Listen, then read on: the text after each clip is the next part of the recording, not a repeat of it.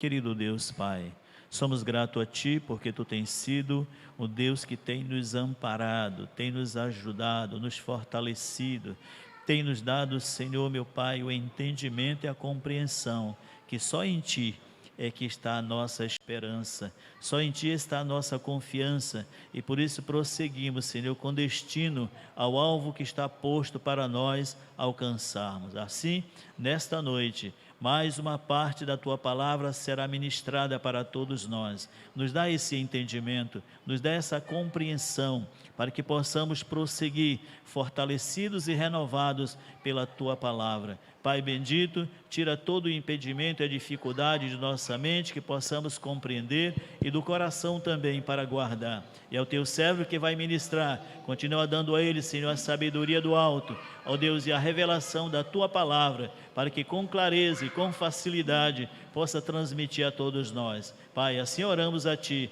agradecidos por tudo, em nome do Teu Filho amado Jesus. Amém. Paz do Senhor, meus irmãos. Graças a Deus, estamos quase finalizando a nossa sequência de estudos, Jesus segundo as Escrituras, chegando ao final desta sequência, né?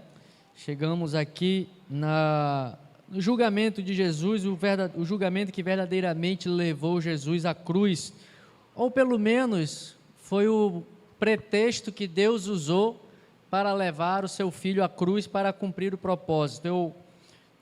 Escrevi aqui no estudo e coloquei assim que é a mão oculta de Deus atuando para que o seu propósito de redenção acontecesse. Então nós estamos aqui nesse momento final. Nós já estudamos no estudo anterior o julgamento de Jesus perante os seus pares, né, perante os seus irmãos judeus, perante o Sinédrio, que o condenou pelo crime de blasfêmia. Essa foi a decisão daquela corte judaica que considerou Jesus um blasfemo por dizer que ele era o Cristo, né? E aqui perante Pilatos, Jesus é apresentado pelos seus irmãos e aqui ele vai também ter um julgamento, e é em cima disso que nós vamos meditar nesta noite. E o tema é justamente o que é uma pergunta que nós cantamos aqui no hino de número 158. O que faremos de Jesus? Né? A pergunta que o hino nos faz refletir é: o que farás de Jesus Cristo? Né? O que nós faremos de Jesus Cristo? E aqui nós temos no julgamento de Pilatos justamente uma escolha, uma opção do povo, pelo menos uma parcela do corpo, uma parcela do povo de Deus ali, daqueles israelitas, fizeram uma escolha a respeito de Jesus, e essa mesma escolha ela está disponível para nós hoje. O que nós hoje vamos fazer de Jesus? Essa é a pergunta. Então nós fizemos a leitura no Evangelho de João. Eu peço até, depois o pastor Edmar começou a leitura, eu vi que eu anotei errado aqui no estudo, a gente acabamos lendo a mais do necessário, mas compreendeu, deu para pegar um pouco do texto, é a partir do verso 28, na verdade. João, capítulo 18, verso 28, até o capítulo 19, verso 16.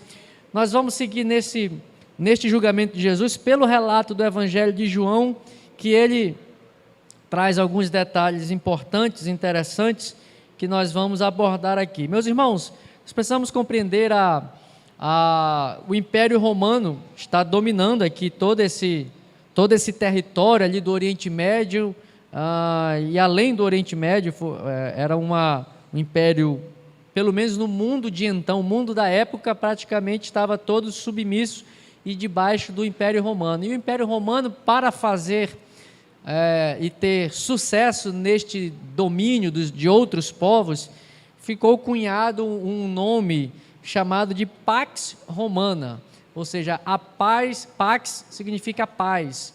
Roma chegava num país invadindo, dizendo e alegando que estava trazendo uma paz, porque se julgava que Roma tinha uma cultura mais elevada, tinha um sistema de justiça romano, era mais apurado, era um sistema de justiça que inclusive O sistema de justiça de Roma, desse império, ele é o berço de todo o sistema judicial do Ocidente que nós vivemos e temos hoje, ou seja, todas as bases filosóficas do direito hoje têm muito fundamento no Império Romano e na justiça e no direito romano. E Roma, toda vez que chegava num país, num povo, numa cidade, ele impunha a chamada paz romana. Só que essa paz romana era o seguinte, era a paz que vinha matando, esfolando, e todo mundo que fosse contra Roma, eles entravam matando. Então, quer ter paz? A paz que eu vos dou é essa. Por isso que Jesus fala, a minha paz eu vos dou, não como o mundo vos dá. Quando Jesus faz essa declaração, o pano de fundo é justamente essa ideia da paz romana que imperava.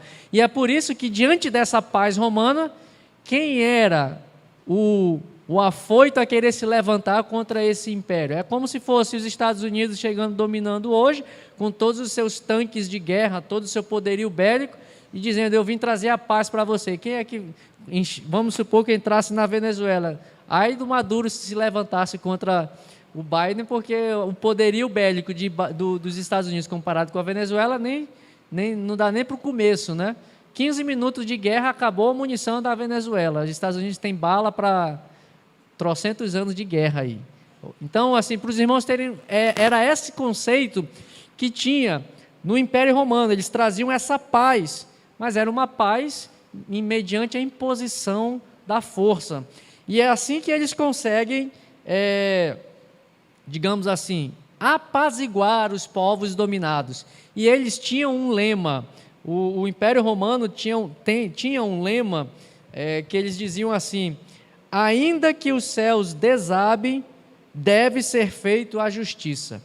Por que eu preocupei em trazer esta frase, este emblema, este lema do Império? Porque nós vamos ver que no julgamento de Pilatos, tudo que existe nesse julgamento está presente, menos justiça aos olhos humanos. Porque, como eu escrevo aqui no estudo, eu tenho dito, não houve justiça aos olhos humanos, porque era necessário ser cumprida a justiça divina, por meio do sacrifício do seu Filho Jesus. Então, não era a justiça humana que estava em jogo ali, mas era a justiça divina que, para a remissão dos pecados, fazia-se necessário que o Filho de Deus passasse por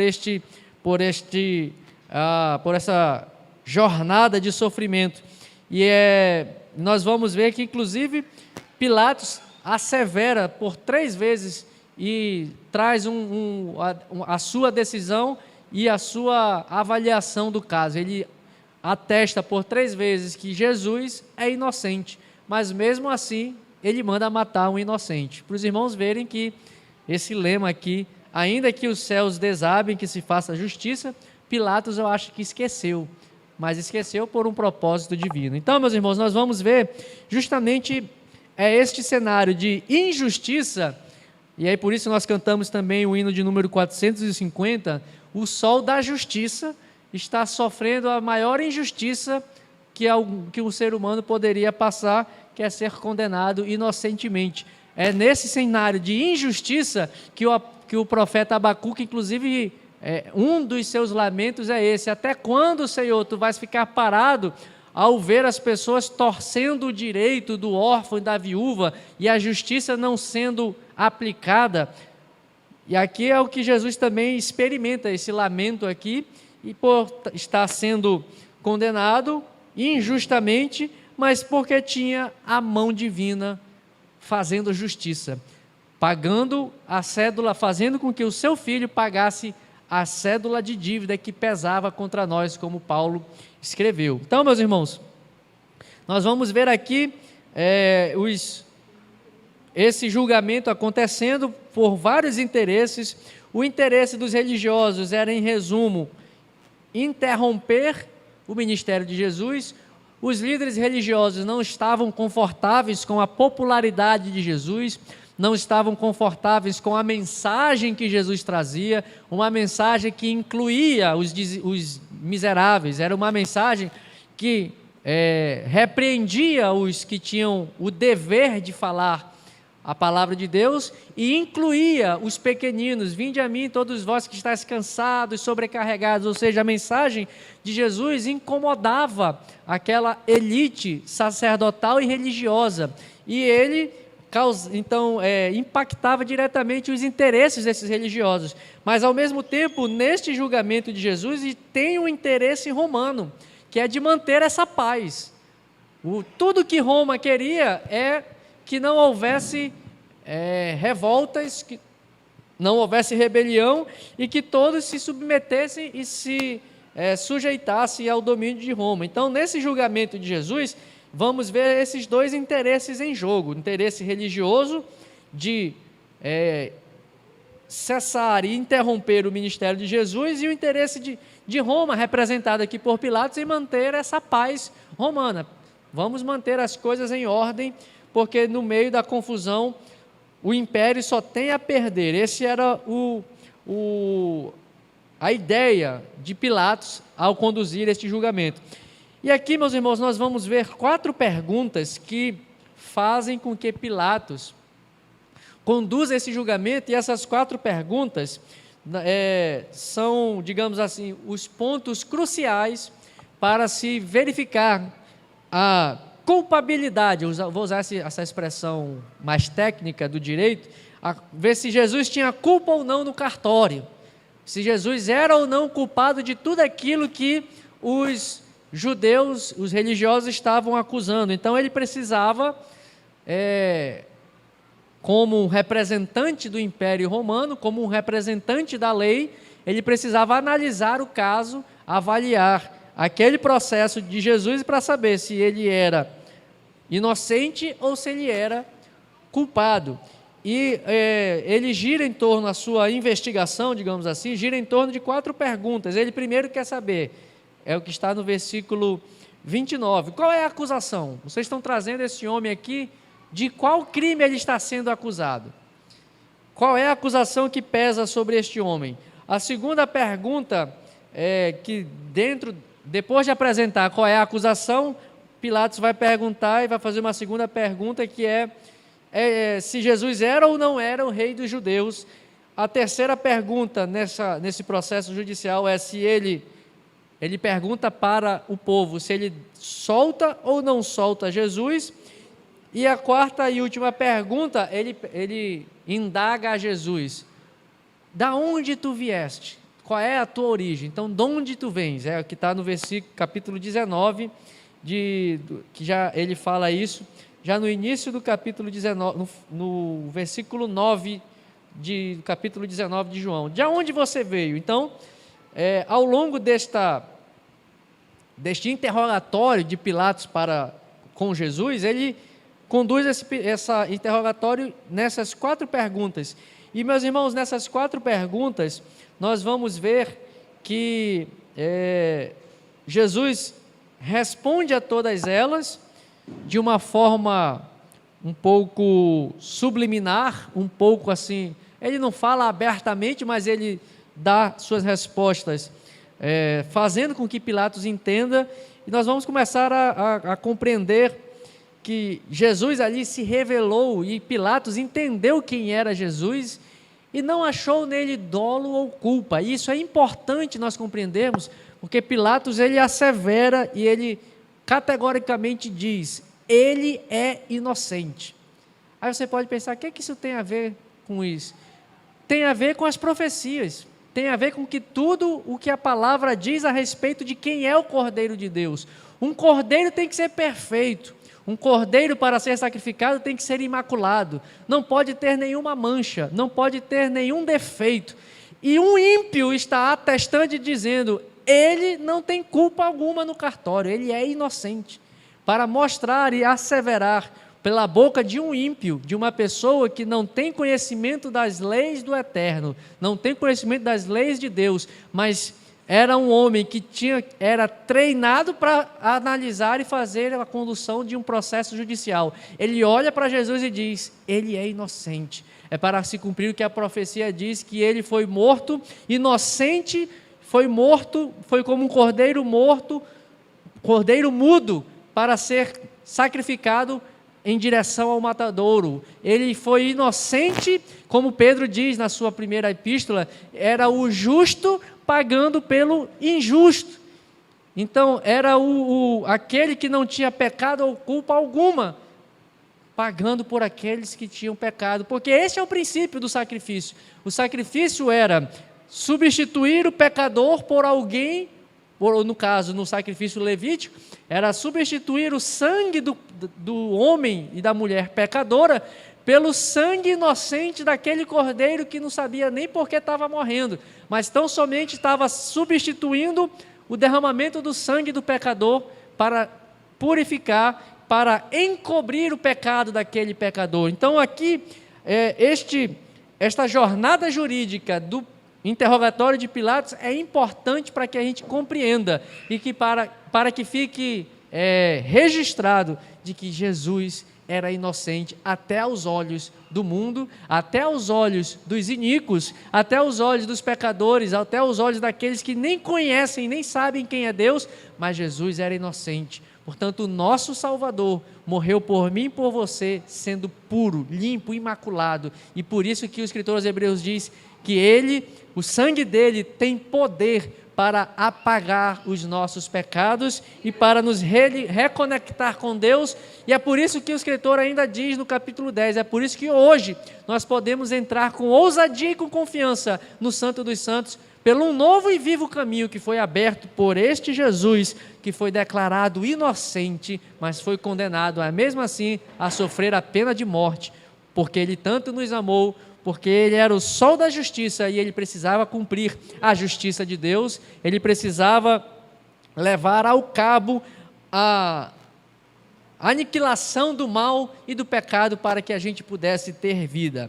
Meus irmãos, então a acusação apresentada perante Pilatos, os outros evangelhos, o evangelho de João não diz claramente, mas Lucas, quando vai trazer esse relato, ele vai nos mostrar que os líderes religiosos levam Jesus e dizem, Pilatos pergunta, mas qual é a acusação, qual é o crime deste homem que vocês estão trazendo aqui, esse homem que é tão popular? Certamente Pilatos já tinha visto, já conhecia, o nome de Jesus estava na boca miúda das pessoas, o nome de Jesus estava passando e rodava, os seus atos eram conhecidos e o seu ministério era conhecido. Então ele, este homem que vocês estão trazendo, qual é a acusação? A acusação deles, eles não poderiam, segundo o tribunal do Sinédrio, eles o condenaram por blasfêmia, ou seja, por falar contra o nome de Deus, mas isto não era um crime de acordo com os padrões da lei romana, eles tinham que achar um outro artigo do Código Penal romano para enquadrar Jesus. Blasfêmia era previsto apenas na Torá, apenas na lei de Moisés, mas na lei de Roma, eles tinham um panteão de deuses, então falar mal de um Deus não era problema. Um Deus brigava com outro Deus, era vários deuses, eles têm, Roma se apropriou muito da mitologia do grega, que também tinha o Olimpo, por daí vem Olimpíadas, porque eram competições esportivas voltadas para cultuar os deuses do Olimpo grego. Então, Roma se apropria dessa mesma ideia, dessa mesma teologia ampla e adota esses vários deuses para também compor a sua religião. Então, para eles, blasfêmia não era nada. Então, os líderes religiosos, segundo o relato de Lucas, apresentam 3 acusações, segundo a lei romana, que Jesus teria cometido crime. Eles trazem um problema de que Jesus estaria tentando promover uma balbúrdia na nação de Israel para promover uma rebelião contra o império. Isso era gravíssimo, porque você estaria se colocando contra o império. A segunda acusação que eles apresentam é que Jesus não queria pagar o imposto exigido por Roma, e o terceiro é que Jesus se atribuía e dizia a respeito de si, eu sou o rei dos judeus. Portanto, se ele é rei, César, o imperador César não é rei, então eu tenho um reino e eu vou destituir esse império e eu vou tirar o império de Roma e vou assumir e colocar o meu reinado. Então são esses 3 crimes, digamos assim, que os líderes estão apresentando e acusando Jesus perante Pilatos. E aqui, meus irmãos, só para desconstruir essas 3 acusações, Jesus pagou o imposto, o imposto romano, pagou o dele e pagou de Pedro. Vocês lembram que ele mandou e aí, Jesus, a gente paga ou não paga o imposto de Roma? Pedro, paga, dai a César o que é de César e dai a Deus o que é de Deus. Vai lá agora, pega aquele peixe, tira da boca dele, vai ter lá um valor, paga o teu imposto e paga o meu também. Vai lá e paga o imposto. Então, Jesus está dizendo, ele nem precisou trazer essa resposta. Jesus ficou calado para cumprir a profecia, ele foi mudo. Ele foi como um cordeiro mudo, ele não precisava se defender, ele não estava ali disposto a se defender. Como ele falou para Pedro quando ele foi capturado, quando Jesus estava no Getsemane e foi capturado, Pedro, por que tu está te levantando? Se eu quiser, eu dou uma ordem aqui, vem uma legião de anjos e acaba com a raça de todo mundo aqui. Meu irmão, uma legião de anjos, se um anjo, não lembro contra quem o povo de Israel estava lutando, um anjo matou 180 mil dos adversários, imagine uma legião de anjos, o que não ia fazer se Jesus mandasse dar uma ordem? Então, Jesus não está preocupado em se defender, ele está preocupado em fazer a vontade do Pai. Ele está preocupado em cumprir o propósito para o qual ele veio. Então, dizer que ele não paga imposto, ele pagou o dele e ainda ajudou Pedro a pagar o imposto dele. E deu a ordem e o ensino, isso era público, dai a César o que é de César. Então, se César está cobrando imposto, paga imposto. Paga o que é devido ao imperador, mas também dê a Deus aquilo que é devido ao Senhor. Dê a honra ao Senhor, a honra devida ao seu nome. Em relação a corromper a nação para fazer uma insurreição, para tentar levar o povo a se rebelar contra o Império Romano, Jesus, ao contrário, o seu ensino sempre foi um ensino de dizer que o seu reino não é daqui, o reino dos céus chegou até vós, o reino de Deus está entre vós, ou seja, ele jamais anunciou uma revolução, e talvez seja isso o que muitas pessoas não gostaram de Jesus, porque achavam que ele, na condição de Messias, seria aquele que iria promover uma revolta política e por meio da guerra para estabelecer o reino de Israel. Tanto é, meus irmãos, que quando Jesus morre e quando Jesus ressuscita, lá no livro de Atos, os apóstolos, já vendo ele ressurgido, perguntam, e aí, Jesus, vai ser agora que tu vais estabelecer o reino de Israel? Porque era o anseio de Israel, era que eles tivessem independência, que eles tivessem a sua vida livre dos dominadores, e a figura do Messias, a figura do Cristo, do Messias enviado por Deus, era essa figura de libertador, assim como foi Moisés para libertar o povo do Egito. Então eles viam na figura do Messias um libertador, tal como foi Moisés, que tirou o povo da escravidão e tirou do domínio do Egito. Mas Jesus não veio neste primeiro momento aqui como um rei, como o filho de Davi, aquele que vai reinar e governar. Ele veio como servo sofredor, identificado mais com a figura de José do Egito do que com a figura do rei Davi, como um governador, como um rei, como um chefe, um general de guerra. Ele veio na figura do servo sofredor, como diz o profeta Isaías, capítulo 61 do profeta Isaías, quando ele diz que ele veio pelas suas pisaduras, nós fomos sarados, pelas suas feridas, nós encontramos cura para as nossas enfermidades. Então, Jesus não veio jamais anunciar uma rebelião para insurgir-se contra o Império Romano.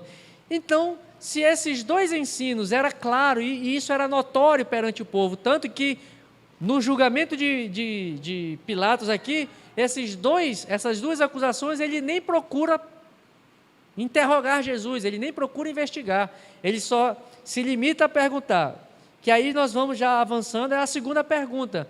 Já que tu pagaste o imposto, já que você não está pregando revolução contra o Império Romano, só me resta saber, tu és o rei dos judeus ou tu não és o rei dos judeus?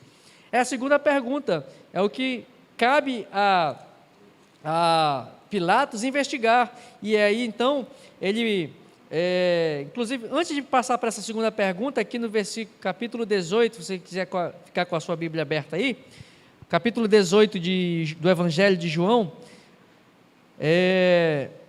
Pilatos, na verdade, não tinha interesse em se envolver nesse imbróglio aí, nessa confusão dos líderes religiosos. Ele diz: olha, leva esse homem para lá, porque essas coisas aí não tem nada a ver comigo. Eu não tenho nada a ver com esse problema de vocês. É o que ele diz no versículo 31. Depois de saber qual era a acusação, ele diz: olha, leve-o convosco, julgai vós.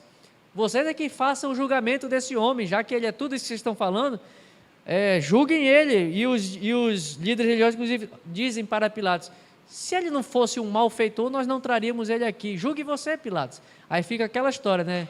Joga para lá, joga para cá. Não, julga tu. Não, julga eu. Não, julga tu. E aí Jesus é jogado de um lado para o outro. E nesse jogo de vai e vem, Jesus está, como eu tenho dito aqui, Jesus está sendo conduzido pela mão invisível de Deus para ser conduzido para o matadouro, para ser sacrificado. Na verdade, Jesus foi, como ele mesmo diz: ninguém tira a minha vida. Eu não estou sendo julgado por ti, Pilatos. Eu não estou sendo julgado por vocês, líderes do Sinédrio. Eu estou aqui cumprindo um propósito que Deus me deu, e eu estou dando a minha vida voluntariamente para cumprir o propósito principal, que é redimir. Vocês não estão nem entendendo. E é interessante que quando Jesus, já lá cravado na cruz, ele olha para tudo isso e diz: Senhor, eles não sabem nem o que eles estão fazendo. Perdoa todos eles. Se todos tiverem culpa, e todos tiveram culpa no processo de condenação de Jesus, mas Jesus, do alto da cruz, ainda assim concede o perdão. Ele diz: Senhor, eles não sabem nem o que eles estão fazendo. Eles não estão nem entendendo que eles estão sendo um instrumento das tuas mãos para trazer redenção para eles mesmos no futuro.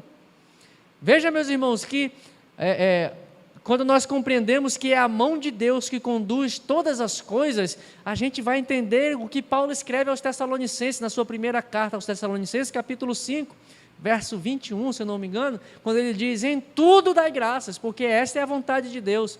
Até quando as coisas estão sendo injustas para conosco, a mão de Deus está conduzindo.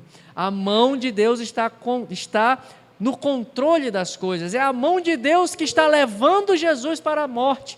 Não é pelo império, não é pelo império romano, não é pela atitude do coração duro dos líderes religiosos, mas é pela simples e pura vontade de Deus querer reconectar o ser humano com Ele, querer novamente ser amigo do Senhor, Deus querendo ser amigo do homem. É tão somente esta mão de Deus que conduz todas as coisas. Até o diabo, o Senhor conduz, e ele vai até onde o Senhor manda. A coleira do diabo, ele é curtinha, e muitos pensam que o diabo é inimigo de Deus. O diabo é inimigo seu, porque Deus não tem inimigo, meus irmãos. Deus é tão grande, é tão superior, como tem um escritor teólogo que diz que Deus é o totalmente outro, Ele é completamente diferente de nós, mas ao mesmo tempo nós somos semelhantes a Ele. Mas Deus não tem inimigos, porque Ele não tem adversários. Satanás é instrumento nas mãos dele, os demônios são instrumentos nas mãos do Senhor. Todos os exércitos celestiais, tudo que existe para cumprir os propósitos de Deus. E por que nós ficamos preocupados quando as coisas dão errado, se tudo está nas mãos do Senhor? Satanás não é inimigo de Deus, corrija a sua teologia. Satanás é teu inimigo. E ele foi criado para o propósito de ser o tentador da tua alma, não de Deus. Satanás nunca foi adversário do Senhor, mas ele é, como a palavra nos diz, é adversário, inimigo das nossas almas. Porque o Senhor ninguém tenta ao Senhor, Ele não é tentado por nada, Ele não tem nenhuma fraqueza, Ele não tem nada que possa rivalizar. Às vezes o crente pensa que o diabo é tão grande que ele rivaliza com Deus, parece assim que Deus e o diabo estão em pé de igualdade. Meu irmão, tem um abismo tão grande entre o diabo e o Senhor, que se a gente começar a compreender isso, você vai começar a descansar mais na hora da tua prova. Na hora que tu estiver no teu calvário, você achando que está sendo injustiçado, tem um Pilatos te importunando, tem alguém, um fariseu te acusando, é a mão de Deus que está te conduzindo, é o diabo, como diz, acho que é Tomás de Aquino, o diabo é o diabo de Deus. Ou seja, ele faz o que Deus quer. Não, se Deus disser é aqui, acabou, acabou. E assim é com tudo.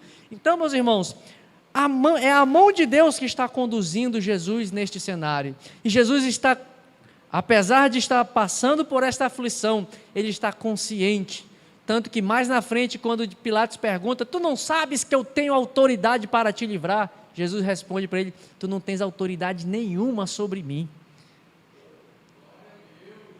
Jesus diz, ele na posição de ser humano, ele estava em carne, como João diz, e o verbo se fez carne, mas ele vira para Pilatos, o homem mais poderoso daquela região ali de Israel, tu não manda em nada, rapaz, quem manda é o Senhor que está nos céus, a minha vida é controlada e guiada por Ele, eu estou completamente submisso a Ele, se Ele quiser, é por isso que Jesus clama, Pai, lá no Getsemane, se possível, se tu tiveres condição de fazer alguma outra coisa para promover o resgate da humanidade, faça, mas que não seja a minha, mas a tua vontade, porque Jesus sabe que no final das contas a vontade de Deus vai ser cumprida.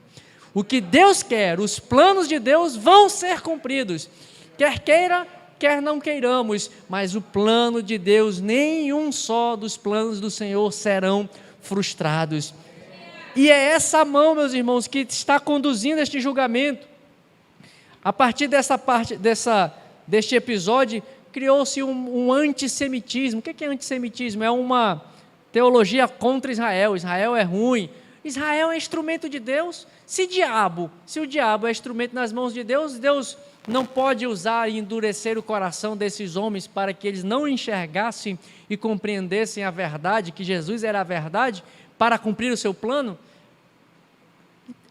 Deus pode fazer, Deus quis para mostrar a sua grandeza, foi Ele que endureceu o coração de Faraó, ou seja, Ele que quis, para mostrar que eu sou o cara, que eu mando nesse negócio, eu vou endurecer o coração dele, Ele não vai deixar vocês irem, para que Ele, Deus, fosse glorificado. E na saída, meus irmãos, lá de Êxodo, capítulo 12, diz que a última praga, que foi a praga do anjo da morte que tirou e ceifou a vida dos primogênitos, Deus estava trazendo julgamento sobre o Egito, estava julgando e trazendo juízo sobre os deuses do Egito, para mostrar que quem é Deus, o resto é Baal.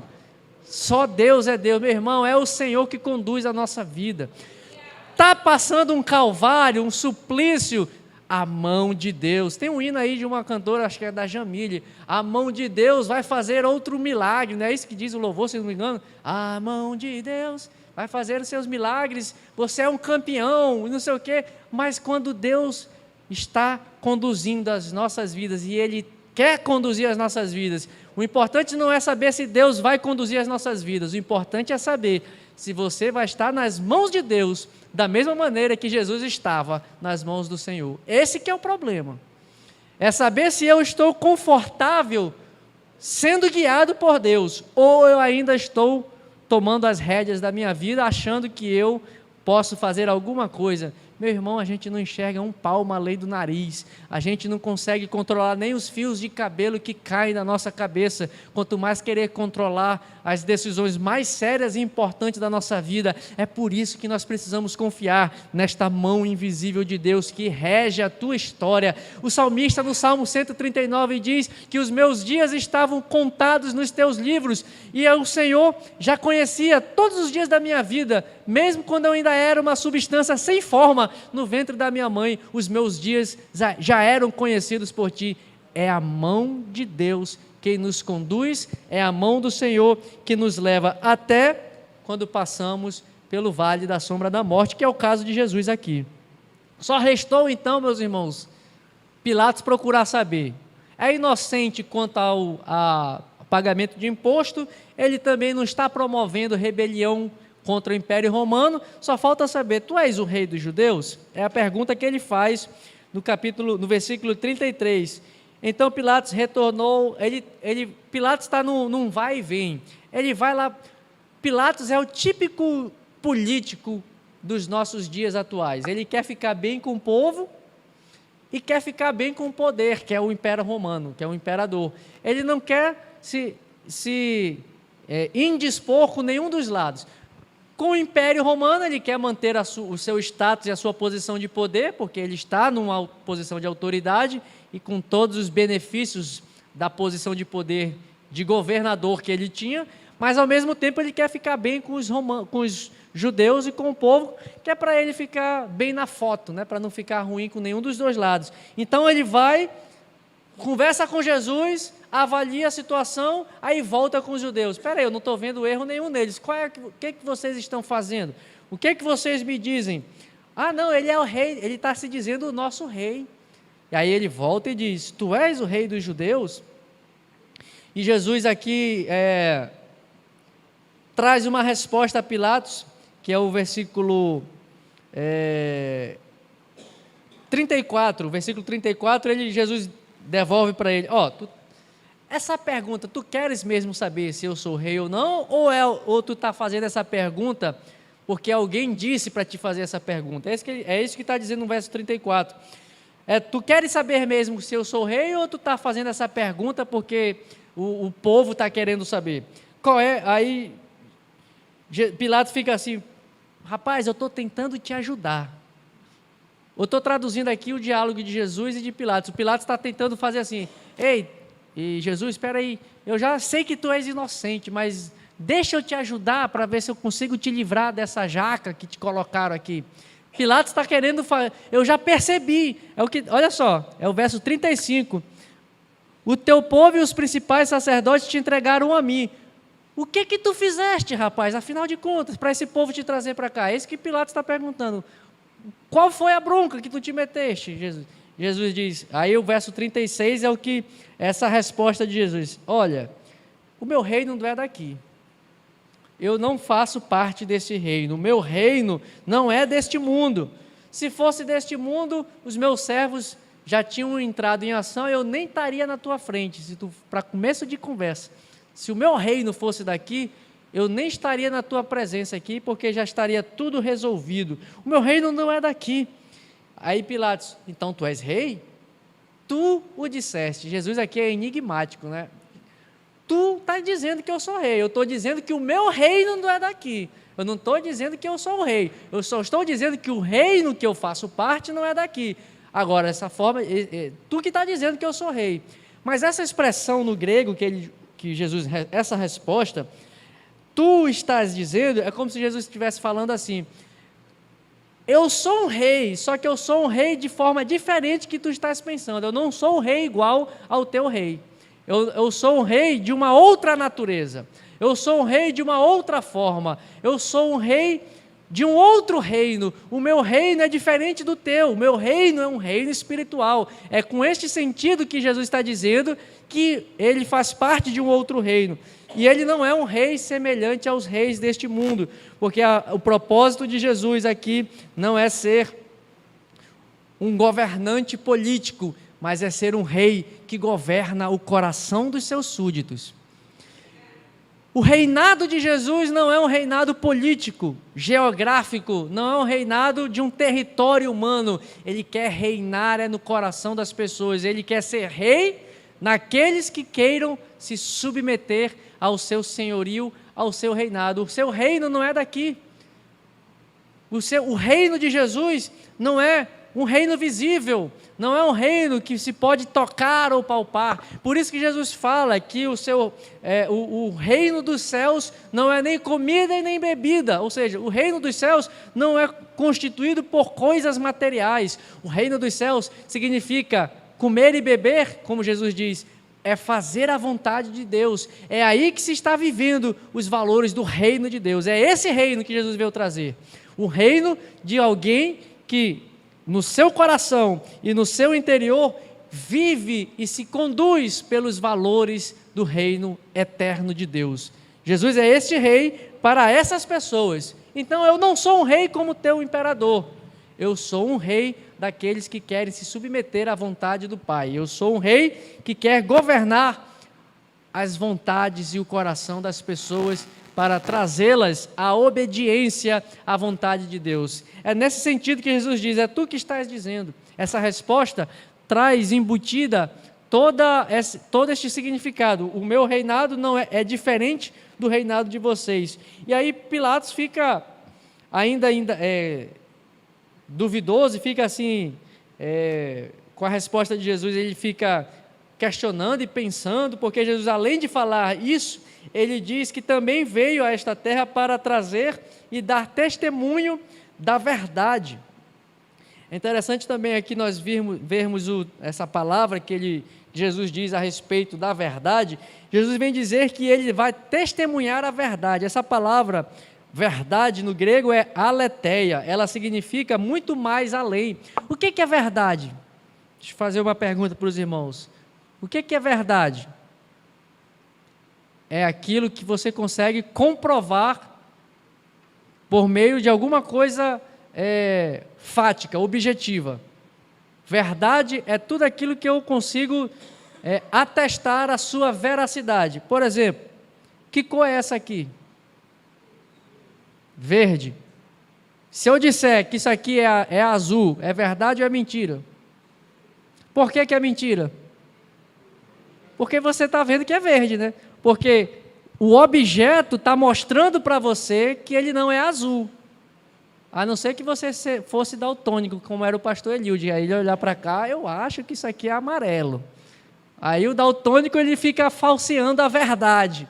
Mas os normais, os que têm a vista boa, estão vendo que isso aqui é verde. Por quê? Porque o objeto testifica que isso aqui é verde, não é azul. Jesus quando diz, eu sou um rei de um outro mundo, de um outro reino, mas além de tudo, eu vim dar testemunho da verdade, eu vim ser esse objeto que mostra a verdade. Por isso que ele fala para Filipe, quem vê a mim, vê ao Pai, porque ele é a testemunha fiel de quem é Deus. Quer saber quem é esse Criador, esse Deus inatingível, inalcançável?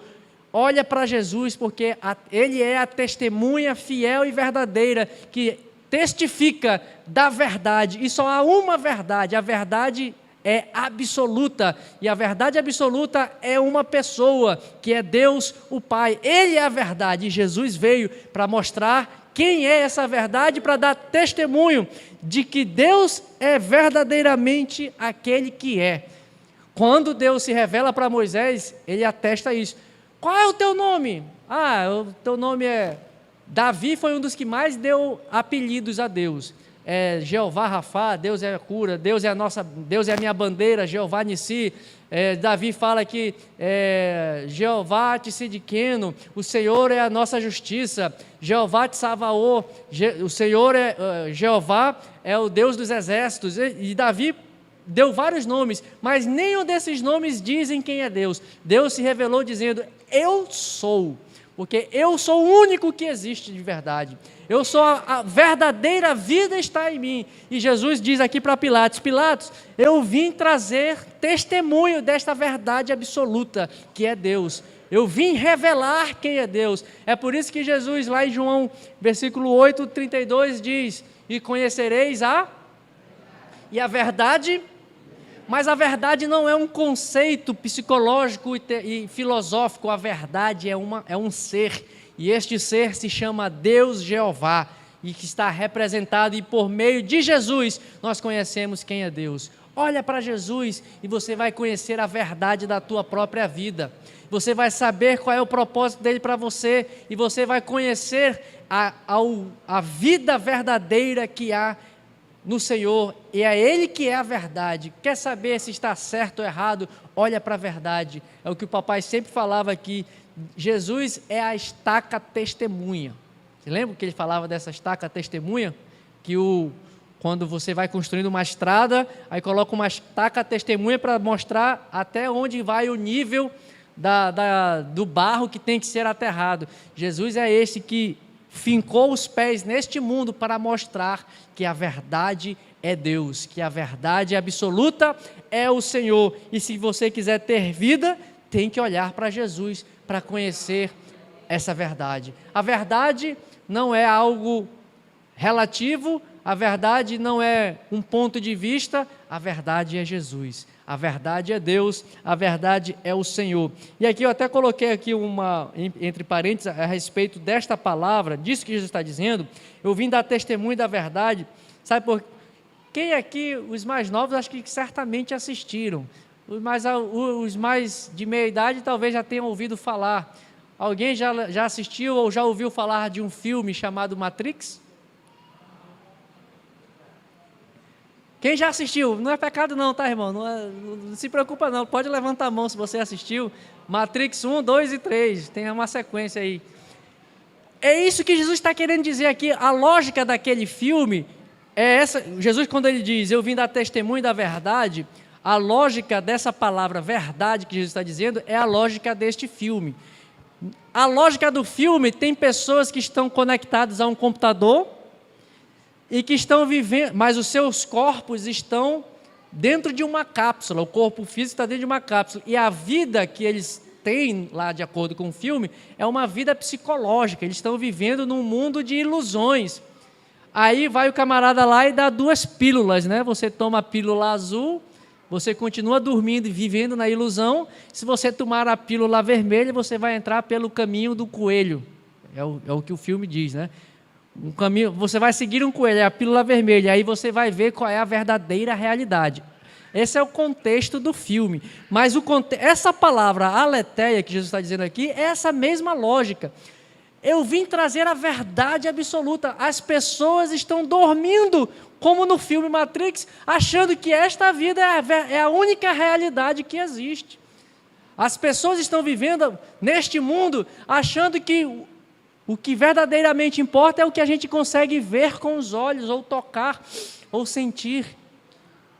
Jesus vem dizer, eu vim dar testemunho da verdade absoluta. Isso aqui não é real. Isso aqui é passageiro. A verdade, a realidade que verdadeiramente existe é que você foi criado para ser um com o Pai, assim como Jesus é um com Ele. Irmão, é mais profundo. A verdade não é apenas uma experiência ou um conhecimento, não é uma coisa de verdadeiro ou falso. A verdade é conhecer a realidade que verdadeiramente governa as coisas. Quando o profeta, quando Geazi, o profeta Eliseu e o seu moço Geazi estavam ali num episódio, e aí o profeta, o Geazi estava achando, profeta, estão vindo aqui um exército muito grande, e o profeta Eliseu olha para ele, Senhor, abre os olhos desse rapaz para que ele possa enxergar a realidade que está ao nosso redor. Aí quando ele abre os olhos, ele vê uma multidão de anjos ao redor ali para pelejar pelo povo. O profeta Eliseu já tinha comido a pílula vermelha, já conhecia a realidade dos fatos. O Geazi, coitado, ainda estava na Matrix, olhando apenas com os olhos naturais. Ei, a gente está assim. Nos falta conhecer o testemunho da verdade, conhecer a verdade real dos fatos, que é saber que é aqui Deus que nos governa. Jesus está olhando para Pilatos, mas ele está olhando por detrás de Pilatos. Pilatos, é tu que está na minha frente, mas eu estou vendo que é Deus que está conduzindo o meu julgamento, porque Ele precisa que eu morra. Ele precisa que eu seja sacrificado, porque o plano é de Deus. Tu estás sentado aqui me julgando, entre outras palavras, Jesus está dizendo isso para Pilatos, és tu que está me julgando, apenas aqui aos olhos humanos, mas eu já tomei a pílula vermelha, eu sei que quem está me julgando é o Deus Pai da eternidade que está fazendo isso comigo, e não porque Ele não me ama, não é porque Ele não me ama não, é porque Ele ama vocês, por isso que João fala, é porque Deus amou o mundo de tal maneira que Ele deu o Seu Filho para ser morto por nós. Sabe o que nos falta, irmãos, é saber e experimentar que Jesus é a verdade. Então, quando está no problema, está na via crucis, está sendo julgado por Pilatos, está sendo condenado por várias pessoas, Jesus, abre meus olhos para eu ver a verdade das coisas que estão acontecendo, para que eu possa enxergar as miríades de anjos que estão ao nosso redor, para enxergar que a tua mão está aqui neste lugar, me conduzindo. Ei, Jesus, os grandes presentes e as grandes bênçãos do Senhor que nos são entregues, elas vêm embalados em um pacote de sofrimento. Ei, isso aqui é profundo, meu irmão. As nossas bênçãos vêm empacotadas em um presente. As nossas bênçãos são presente de Deus. Não sei nem se eu vou conseguir falar de novo o que eu falei. Mas as bênçãos do Senhor são presente para nós, mas elas vêm embaladas com uma embalagem de sofrimento. Todo mundo gosta de receber presente, não gosta? Todo mundo gosta de, no dia do aniversário, receber ali um presente, alguma coisa e tal. Ontem eu fiz uma surpresa para minha mulher, ela falou, não vai fazer nada não, eu tenho que fazer estudo terça-feira e tal. Ela ficou, poxa, no dia do meu aniversário, eu falei, não vai não. Aí eu fiz uma surpresa, chamei as irmãs, comprei um bolo, tá... Aí ela chegou, pensou, poxa, tu não vai comprar nem um bolo? Pois é, né, tem que fazer o estudo e tal, tem que preparar para amanhã. Aí chega em casa, tem um bolo. Ficou feliz da vida, porque todo mundo quer um presente, mas precisou passar o sofrimento de achar que não ia ter nada, né? Ou seja, o presente de Deus vem embalado no sofrimento, só que a gente não quer abrir.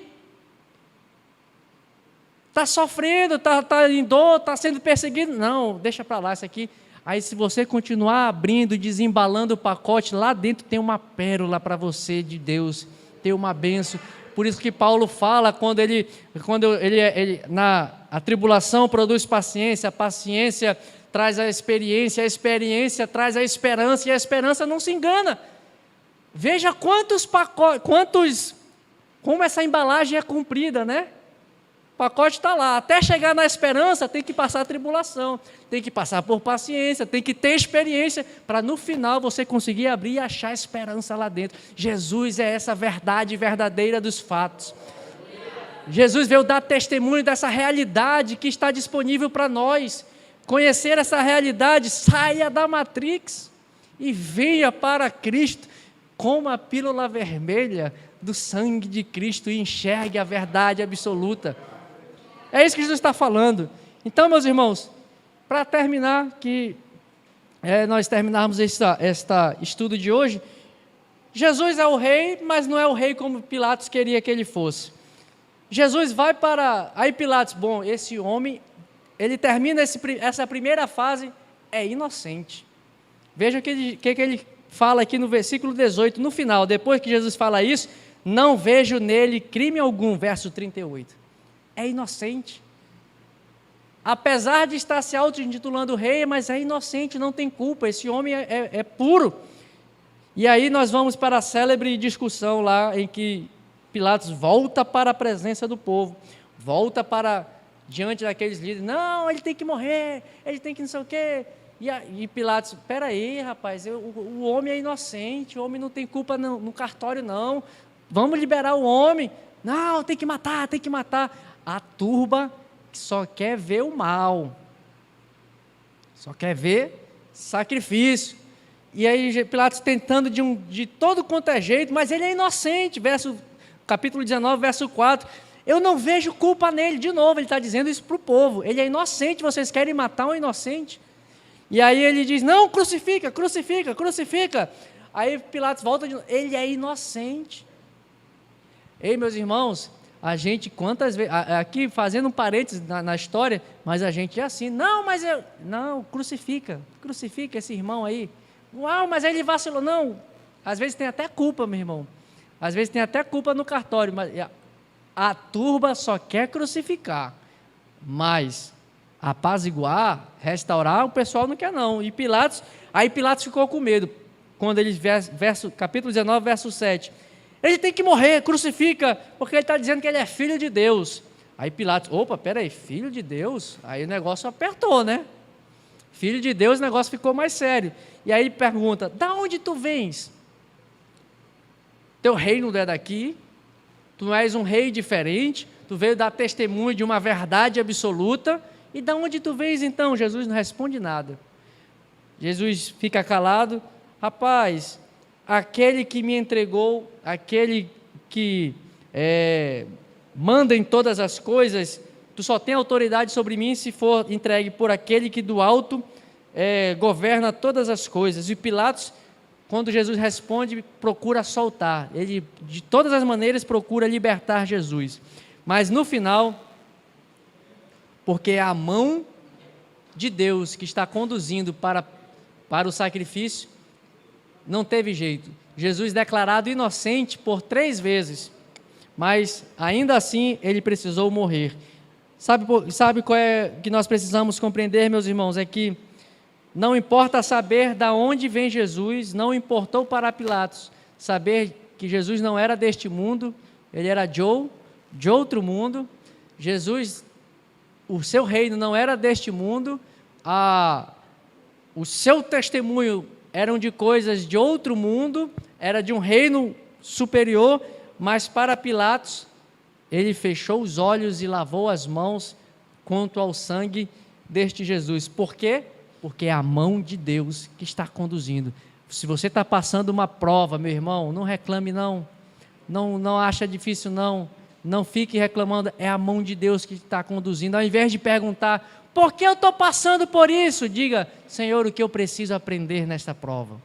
É diferente. A pergunta não é por que eu estou passando por isso, é o que tu queres me ensinar com este Calvário. O que tu queres me ensinar? Essa é a pergunta que todo crente tem que fazer para procurar saber a verdade. O crente que não está na Matrix, ele não fica perguntando por que está sofrendo, ele só quer saber o que eu preciso aprender, não é porque eu estou passando por isso. É isso que Jesus está nos ensinando. E ele então é levado para ser sacrificado, e nós vamos seguir adiante na próxima terça-feira. E Jesus, a partir daqui, segue então, agora sim, ele segue o seu Calvário, ele segue o seu rumo ao sacrifício. E a aplicação, para nós terminarmos, nós vamos ver que, do ponto de vista humano, o julgamento de Jesus foi um crime, foi injusto, mas do ponto de vista de Deus, foi o cumprimento das profecias e a realização da vontade de Deus. Porém, meus irmãos, aqui, o fato de a morte de Jesus fazer parte do plano de Deus, do plano da redenção, isso não isenta, não absolve os personagens que foram instrumentos nesta caminhada, para dizer-nos o seguinte, que apesar de ser um plano de Deus, é o que Jesus falou, é inevitável que o tropeço aconteça, mas ai por meio daquele que venha o tropeço. Os planos de Deus vão ser cumpridos de uma forma ou de outra, mas que as coisas ruins que venham a acontecer, que nós tenhamos a sabedoria para não sermos um canal para fazer as coisas ruins acontecerem, que a gente não seja motivo de tropeço. Ele até perdoa, como eu falei, do alto da cruz, todas essas pessoas que participaram, desde Judas até o soldado romano que esbofeteou e furou Jesus, ele do alto da cruz diz, está perdoado o teu pecado, mas a consequência deste pecado